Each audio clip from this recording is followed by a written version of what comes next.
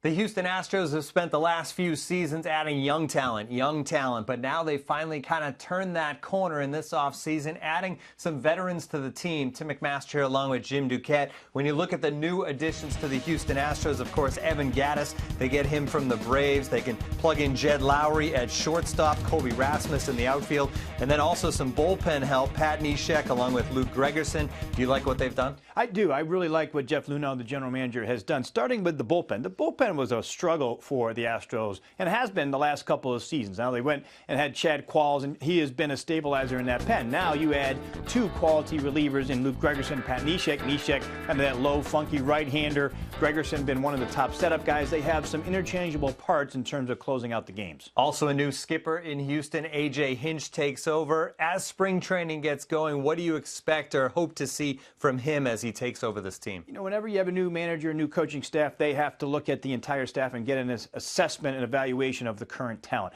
How does, as an example, up the middle with Jed Lowry and Jose Altuve, how do they work defensively? How does that work in the lineup? Obviously, Altuve was the batting leader last year in the American League. How do some of the young players like George Springer, how do they come into play in terms of their development offensively? How does Jonathan Singleton come into play when it comes to the offense? And then taking all of that lineup with the big bats of Evan Gattis and Colby Rasmus, as you mentioned, how does that line up in Chris Carter 1 through 9? They had a ton of home runs last year. I look for them to add to that.